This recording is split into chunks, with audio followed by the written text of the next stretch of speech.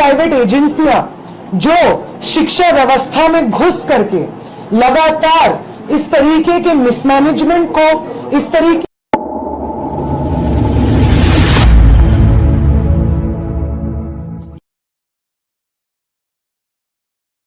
उस मांग के समर्थन में, और तीसरा कि वो प्राइवेट एजेंसियां जो शिक्षा व्यवस्था में घुस करके लगातार इस तरीके के मिसमैनेजमेंट को, इस तरीके के करप्शन को सिस्टमैटिक बना देती हैं, उन एजेंसियों को, टीडीपीएल जैसी एजेंसियों को, एनटीए जैसी एजेंसियों को तुरंत रद्द करके इन परीक्षाओं को कराने की जिम्मेदारी सरकारी संस्थानों को देनी होगी, ताकि जवाबदेही सीधी सरकार से ली जा सके। ये 3 मांगों के समर्थन में आज हम लोगों का मार्च निकल रहा था बिरसा मुंडा चौक से। उस मार्च के दौरान जब मैं वहां पे खड़ी हुई थी बैनर के पीछे, मेरे साथ साथी विभा खड़ी थी, बहुत सारी और महिला साथी खड़ी हुई थी, नारा लगा रही थी। तो एक व्यक्ति जिसका नाम अमरनाथ पांडे है, 26 वर्ष के हैं, वो हजारीबाग में रहने वाले हैं, हिंदी ऑनर्स की पढ़ाई कर रहे हैं विनोबा भावे विश्वविद्यालय से, और आरएसएस के मेंबर है। वो व्यक्ति आकर के पीछे से मेरे ऊपर इंक फेंकते हैं सर के ऊपर, और अपने इस क्रिमिनल एक्ट को जस्टिफाई करने के लिए वही करते हैं जो आरएसएस से एफिलिएटेड लोग करते हैं, और वो है धर्म का सहारा लेना, जय श्री राम का नारा वो लगाते हैं। उसके बाद वहां पे जो लोग प्रोटेस्ट में मौजूद रहते हैं वो उनको पकड़ते हैं और उनको पुलिस के हवाले किया जाता है। इस वक्त वो पुलिस थाने में ही है, उनका डिटेल्स लिया जा रहा है, उनसे बातचीत जारी है। इस तरीके की हिंसा जो आरएसएस और भाजपा के लोग लगातार छात्रों के आंदोलन को कमजोर करने के लिए करते आए हैं, इसके खिलाफ मैं यहां से बात रखना चाहूंगी।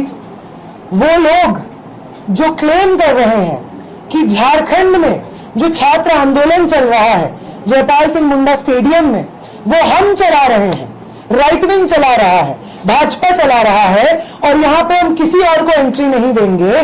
वो लोग उन्हीं मांगों के, वहां पे जो अभ्यर्थी हैं, उन्हीं छात्रों की मांगों के बेसिस पे जब हम एक मार्च निकालते हैं तो सवाल पूछना चाहेंगे हम उनसे कि क्यों आपको ये जरूरत महसूस होती है कि आप उस मार्च को डिसरप्ट करने के लिए वहां पे हिंसा करने की कोशिश करें। अगर आप छात्रों के आंदोलन के साथ खड़े हैं और सिर्फ अपनी राजनीति की रोटियां नहीं सेक रहे हैं, तो आपको इस तरीके के मार्च से कोई प्रॉब्लम नहीं होनी चाहिए जो हम निकाले हुए थे, क्योंकि उसकी सारी मांगे उन छात्रों के समर्थन में थी जो छात्रों की मांगे इस वक्त जयपाल सिंह मुंडा स्टेडियम में छात्र रेस कर रहे हैं। बहुत सारे अभ्यर्थी जयपाल सिंह मुंडा स्टेडियम से हमारे इस मार्च में शामिल हुए थे। झारखंड भर से अलग अलग जिलों से स्टूडेंट्स इस मार्च में शामिल हुए थे, अपने शिक्षा के मुद्दे, रोजगार के मुद्दों पर आवाज उठा रहे थे। फिर क्यों जरूरी लगता है बार बार भाजपा और आरएसएस को कि वो इस तरीके से प्रहार करे छात्र आंदोलन पे? क्या उन्हें इस बात का गुस्सा है कि मैं और मेरे साथी उस आंदोलन में शामिल थे जिस आंदोलन में उनकी पॉलिटिकल पार्टी से आने वाले शिक्षा मंत्री का इस्तीफा दिलवाया? क्या ये एक बदले की भावना से सुचारू रूप से वो जिस तरीके से ऑनलाइन महिलाओं को पकड़ पकड़ के बलात्कार की धमकियां, जान से मार देने की धमकियां दे रहे हैं, उन महिलाओं के ऊपर टिप्पणियां कर रहे हैं, 6 एफआईआर 15 साल की एक लड़की पे कर रहे हैं, इसी नफरत और बदला लेने के एजेंडे से क्या आरएसएस के लोगों को ये बात कही गई है कि आप जाइए और वो तमाम लोग जो जंतर मंतर के आंदोलन में शामिल थे उन लोगों के ऊपर इस तरीके की हिंसा करिए? ये पहला सवाल है जो मैं चाहूंगी प्रेस के माध्यम से हम पूछे, उठाएं। अगली जो चीज है जिस पर हम बात करना चाहेंगे वो ये है कि वो पॉलिटिकल पार्टीज जिन्होंने पिछले महीने में जो हमारा छात्र आंदोलन चल रहा था धर्मेंद्र प्रधान के इस्तीफे के लिए, उसने अपनी एकजुटता जाहिर की, समर्थन जाहिर किया। हम एक्सपेक्ट करते हैं कि वो पॉलिटिकल पार्टीज जो इंडिया अलायंस से हो सकती हैं, जेएमएम हो सकता है, अगर वो हमारे छात्र आंदोलन का समर्थन कर रहे थे तो उन्हें जयपाल सिंह मुंडा स्टेडियम में जो छात्र संघर्ष कर रहे हैं उनकी मांगों को भी मानना होगा, ताकि वो ये फर्क दिखा सके कि छात्र विरोधी भाजपा सरकार के खिलाफ हम सब संगठित क्यों है, और छात्रों के हित में अगर वो सही मायने में है तो छात्र आंदोलन जो झारखंड में चल रहा है उसकी सभी मांगों को यहां पे झारखंड की सरकार माने। ये हम आखिरी बात मीडिया के माध्यम से सरकार तक पहुंचाना चाहेंगे। नेहा जी, सवाल ये है कि आरएसएस जिस तरीके से काम करती है उसका रजिस्ट्रेशन भी नहीं होता है, उसके कार्यकर्ताओं का भी रजिस्ट्रेशन नहीं होता है, तो कैसे साबित हो पाएगा अदालत में और दूसरी जगहों में कि ये आरएसएस का ही है? हमने देखा है कि गोडसे को भी साबित नहीं कर सकी थी सरकार की वो आरएसएस का है। सर, आप कितना ही व्हाइट वॉश करने की कोशिश करें किसी चीज को, जो व्यक्ति फोटोज डाल रहा है, आरएसएस के लिए पोस्ट कर रहा है, उसके प्रोग्राम्स में जा रहा है, ऑफिशियल रूप से जान से मारने की धमकी दे रहा है अपने सोशल मीडिया से। अभी पुलिस इस चीज को और आप सबके सामने अपनी तरफ से भी रखेगी। हम उम्मीद करते हैं प्रशासन अपना काम करेगी और ये हमला, जानलेवा हमला जो हुआ हमारे साथियों के ऊपर, इस मार्च में जो महिलाएं शामिल थी उनके ऊपर, इस चीज के लिए कौन जिम्मेदार है, वो कौन सी राजनीतिक समझदारी से आता है, कहां का है, और प्रशासन और पुलिस उसके खिलाफ क्या एक्शन लेगी। पुलिस की तरफ से हम चाहेंगे कि ये चीज जारी हो, फॉर्मली जारी हो। बाकी पॉलिटिकल आइडियोलॉजी किसकी क्या है, आज के समय पे सोशल मीडिया पे चिल्ला चिल्ला के सब लोग कह रहे हैं, सोशल मीडिया के माध्यम से वीडियो बना के कह रहे हैं कि जान की धमकी, जान से मारने की धमकी दे रहे हैं। तो आप कौन सी आइडिया से एफिलिएटेड है, ये आज के समय में अंदाजा लगाना बिल्कुल मुश्किल नहीं है। नेहा जी, एक सवाल होगा कि क्या आज के मार्च के बाद आप लोगों का ये आंदोलन रुक जाएगा, या आप लोग अब जयपाल सिंह मुंडा स्टेडियम में जाकर स्टूडेंट के साथ ही बैठेंगे? साथ ही मुझे लग रहा है, मैं ये करेक्ट कर दूं, जयपाल सिंह मुंडा स्टेडियम में जो प्रदर्शन चल रहा है, पहले दिन से आयशा के साथी वहां पे उन्हीं टेंटों पे बैठे हुए हैं पहले दिन से। इसलिए ये बात, जो एक और सवाल आप पूछ रहे हैं कि मैं 14 दिन बाद क्यों आई, मैं आयशा की राष्ट्रीय अध्यक्ष हूं, लेकिन आयशा झारखंड के साथी इन्हीं झारखंड की सड़कों पे लगातार छात्रों के इस आंदोलन को बुलंद करते रहे हैं, छात्रों के तमाम मुद्दों पे संघर्ष करते रहे हैं। और जब ये आंदोलन उठ खड़ा होता है जयपाल सिंह मुंडा स्टेडियम में, तो पहले दिन से सुबह हो, शाम हो, बारिश हो, धूप हो, रात के सुबह के 8 बजे से लेकर के रात में वहीं सोने तक सब आयशा के साथी उन्हीं टेंटों में सोते थे, इस आंदोलन में पहले दिन से शामिल थे। तो मेरा यहाँ पे आना एक कंटिन्यूएशन है उसी संघर्ष का, और इसलिए वापस जाने की तो कोई बात ही नहीं है। वहां पे जो आंदोलन चल रहा है, हम उस आंदोलन को अपने छात्र आंदोलन का हिस्सा मानते हैं। हम मानते हैं कि वो सभी मांगे हमारी मांगे हैं। क्या विधानसभा मार्च जो उनका होना है 10 तारीख को, उसमें भी आप शामिल होंगी या आयशा के और सदस्य शामिल होंगे? बिल्कुल, जो 10 तारीख को मार्च का कॉल है, उस मार्च को हमारा समर्थन है, और सिर्फ नैतिक समर्थन नहीं है, बाकायदा मोबिलाइजेशन में आपको आयशा के साथ ही उस दिन सड़क पे दिख जाएंगे। आप भी रहेंगे? ये सवाल, क्या आप भी रहेंगे? मैं, माफ कीजिएगा, नहीं रह पाऊंगी, क्योंकि बाकी राज्यों में इसी तरीके के आंदोलन कॉलेजेस, यूनिवर्सिटीज में चल रहे हैं, जहां पे छात्रों ने इनवाइट किया है। तो मैं पर्सनली नहीं रह पाऊंगी, लेकिन आयशा के साथी जितनी लाठियां पड़ेंगी, अगर पड़ेंगी तो वो आयशा के साथियों पे भी पड़ेंगी। जितना लंबा वो मार्च होगा, उस मार्च में आयशा के साथी भी रहेंगे। आप जो साथी कवर करते हैं झारखंड में मीडिया, आप खुद ये देखेंगे। नेहा जी, लग रहा है कि आपको राइट विंग जो एक्सट्रीमिस्ट है या जो भी कहे उनको, उनसे आपकी जान को खतरा है?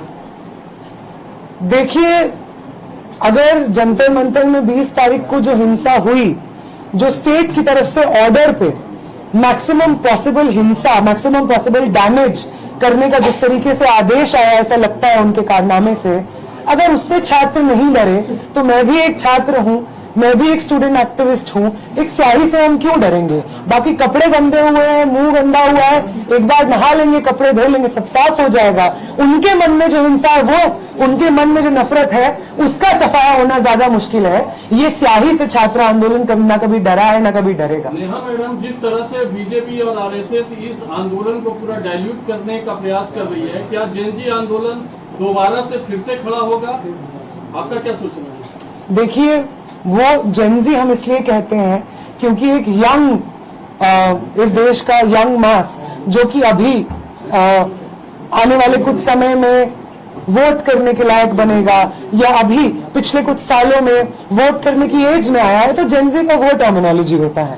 और उस लिहाज से बहुत सारे ऐसे स्टूडेंट्स जो जेनजी हैं वो इस वक्त बैठे हुए हैं जयपाल सिंह मुंडा स्टेडियम में। इसलिए भाजपा आरएसएस चाहे तमाम कोशिश कर ले, प्रधानमंत्री वीडियो पे वीडियो बना दें, उनके सांसद पार्लियामेंट से अजीब अजीब हरकतें करें अपने आप को जेनजी के प्रति रिलेटेबल बनाने के लिए, मोहन भागवत चाहे जेनजी के साथ वार्तालाप क्यों ना कर ले, उन्होंने जिस तरीके का धोखा इस देश के जेनजी नौजवानों को, मिलेनियल हर जनरेशन को दे दिया है, वो हम सब के दिलो दिमाग में बसा हुआ है। इसलिए स्टूडेंट मूवमेंट को हाईजैक करना उनके बस की नहीं है और ना उन्हें आता है कि स्टूडेंट मूवमेंट में ऑनेस्टली हिस्सा कैसे लिया जाता है। अगर उन्हें आता तो ये जो आज का मार्च हुआ, जो स्टूडेंट्स के तमाम मांगों के समर्थन में ही था, उसमें ये लोग हिंसा नहीं करते। मतलब आप 14 दिन हो गए आंदोलन का, 14 दिन से जो स्टूडेंट है लगातार आंदोलन कर रहे हैं। उनके नेता दिग्विजय जी वहाँ मुंबई में बैठे, वो कह रहे हैं कि हमारा नैतिक समर्थन है, पर कोई बड़ा चेहरा आया नहीं। आप उस मंच में थे, सीजेपी का सपोर्ट या रोल आज के इस मूवमेंट, आपका क्या कहना है? साथ ही मैं सीजेपी से हूं नहीं, आप उस मंच पे हम तो मेरा ये जानना है, क्योंकि आप उस मंच पे थी, आप भू करतार में शामिल थे, कि आपको क्या लगता है कि सीजेपी क्यों एक्टिव नहीं हो रही? रांची के बच्चे मंच पर नहीं थे, मंच पर नहीं जाने दिया था मैं, ठीक है, ऐसा नहीं।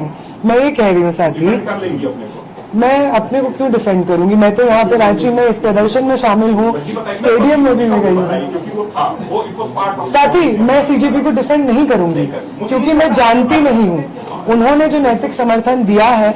और इनफैक्ट जितना मैं न्यूज पढ़ती हूँ, समझती हूँ, उन्होंने ये भी कहा है कि वो इस प्रदर्शन में रांची भी आएंगे, तो वो जल्द से जल्द रांची आए। मैं इसी चीज की उम्मीद करती हूँ। जो समर्थन और जो खड़ा किया था उन्होंने वो मूवमेंट सीजेपी के नाम से और तमाम स्टूडेंट ऑर्गेनाइजेशंस के साथ, उसी मूवमेंट का जो उम्मीद था और छात्रों के साथ खड़े होने का जज्बा था, उसको वो रेप्लिकेट करें और रांची है, हम यही चाहेंगे, बस इसी की उम्मीद करेंगे। अभी जो मूवमेंट चल रही है, जो प्रोटेस्ट चल रहा है, जहाँ से आई पंजाब के लोग कह रहे हैं कि बीजेपी के बैकअप से चल रहा है, एजेंडा जंतर मंतर में किया गया उसका बदला लेने के लिए यहाँ पर किस तरह से किया, आप क्या बोलिए? देखिए, बहुत सारे ऐसे छात्र जो जेपीएससी परीक्षा में धांधली की मार न सिर्फ इस साल बल्कि लंबे समय से झेलते हुए आ रहे हैं, उनका दुख और दर्द झूठा नहीं है। कोई भाजपा उन्हें नहीं सिखा सकती है कि आपका दर्द है। जो जेएसएससी सीजीएल में हुआ, धांधली हुई और तमाम छात्रों के रोजगार के, भविष्य के सपने टूटे, वो झूठा नहीं है। ये मूवमेंट छात्र अपने मर्जी से एकजुट होकर के लड़ रहे हैं और भाजपा इस चीज का कितना भी श्रेय लेने की कोशिश करे, वो छात्र जो जयपाल सिंह मुंडा स्टेडियम में बैठे हुए हैं, वो छात्र किसी बैनर को खुद ही कह रहे हैं कि हम बैनर के तले नहीं है। हमने एक कमेटी बनाई है, रिफॉर्म कमेटी, उसी से हम लोग जारी करते हैं अपने जितने भी कॉल्स होते हैं। तो वो ये कहते हैं। और जहां तक भाजपा और इन तमाम लोगों की बात आए, तो जैसा मैंने कहा, अगर भाजपा के लोग शामिल हैं, बहुत अच्छी बात है कि उनको देश भर में जब आंदोलन चला, धर्मेंद्र प्रधान के खिलाफ, उनकी सरकार के खिलाफ था, तो उनके अंदर छात्रों के प्रति ये सहानुभूति नहीं जगी, अब जग गई है। बहुत अचंभे और हिपोक्रेसी की बात है, लेकिन कोई नहीं, वो अगर है तो हम भी हैं। हम उस आंदोलन में भी थे जो देश भर में लड़ा गया, और हम लेफ्ट से हैं, ऐसा से हैं, तो उस आंदोलन की जो सिंसेरिटी थी, जो ऑनेस्टी थी, जो झुका नहीं लाठियों के सामने, पैलेट गन्स के सामने, हम उसी मजबूती के साथ और राजनीतिक प्रतिबद्धता के साथ इस मूवमेंट में भी शामिल है। सब लोग शामिल है, सब लोग शामिल है। कई छात्रों से बात की हमने, कई छात्रों ने नया बोरा का खासकर विरोध किया है, क्योंकि वो दिल्ली के जंतर मंतर पर देश विरोधी नारे लगाते और उस मंच को साझा करते नजर आई, जो कॉर्पोरेट जनता। आप पत्रकार हैं, कौन से चैनल से आप? मैं इंडिया टाइम। किससे? India time. आप पत्रकार हैं, आपको सूट नहीं करता है कि आप इस तरीके की फेक इंफॉर्मेशन को सवाल के रूप में पूछें। आपसे मैं पूछ रही हूँ,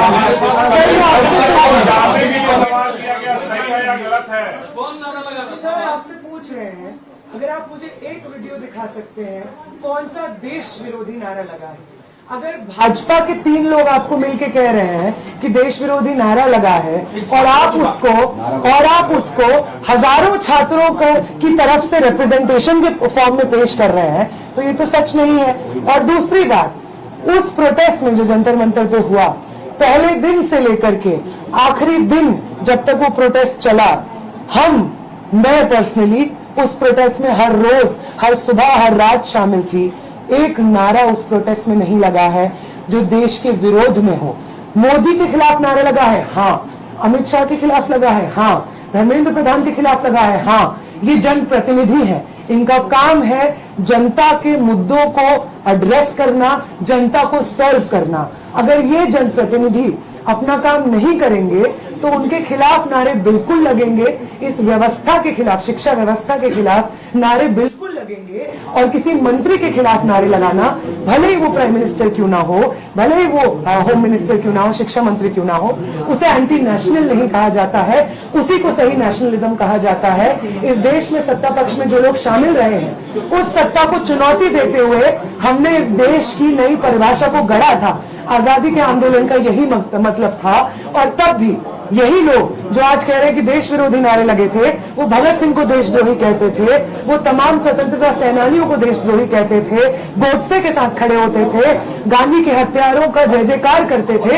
ये अभी भी वही लोग हैं जो आज कह रहे हैं कि जंतर मंतर का वो प्रोटेस्ट जो तमाम छात्रों के लिए खड़ा हुआ वो देश विरोधी था। ये वही लोग हैं जो गांधी को भी देश विरोधी कहते थे, भगत सिंह को देश विरोधी कहते थे, स्वतंत्रता सेनानियों को देश विरोधी कहते थे। विनोद जी,